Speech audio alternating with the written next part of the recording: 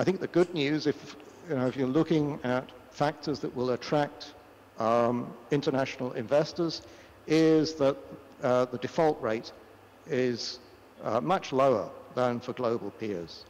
And the China corporate default rate is running at a similar kind of level to the emerging market corporate default rate for companies rated by Moody's.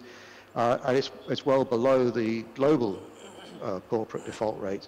One of the factors that keeps that default rate relatively low is, of course, the role of state-owned enterprises, and in particular their dominance in corporate bond issuance. But nonetheless, I think when investors look at defaults in China and see that default rate, that does support investor interest. But the important thing, of course, is for investors to be able to discriminate between the quality of credits. There's still a lot of uncertainty around and lack of transparency around the market domestically. There's no unified platform for onshore and offshore bondholders to negotiate collective restructuring deals. The companies that default on both onshore and offshore bonds, the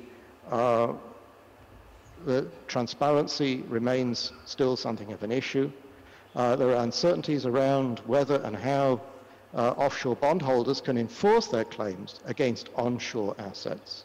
The PUFG case, which is currently outstanding, may provide a bit more clarity around this.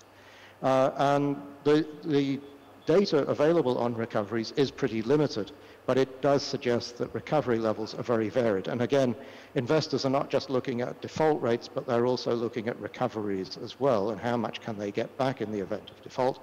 And it's actually quite hard to calculate that, given the variation in default rates and given the limited available data. I mean, in every market, investors are looking for information, for data. It's one of the key underpinnings of all financial markets.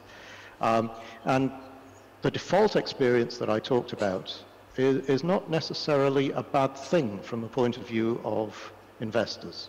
As a credit rating agency, we actually quite like defaults because they give us the basis on which we can come to our credit assessments. When we see a company default, we can look at the factors that led to its default, and we can relate those to our methodologies, to our large database of past defaults, and it enables us to form a view in terms of the factors that led to a default.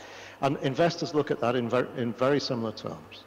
So defaults are actually quite healthy from the point of view of financial market development. Obviously, you don't want too many defaults to happen, but you need a certain level of defaults in order for the markets to be able to price financial risk. So I think the rising level of defaults that we've seen, that I talked about in the presentation, is actually quite a healthy thing from the point of view of market development, because it does mean that investors will have more information, more data to base their judgments on, to base their risk assessments on, and then over time that will lead to a more risk-based approach to pricing financial instruments, and I think that is also an important underpinning for the financial market.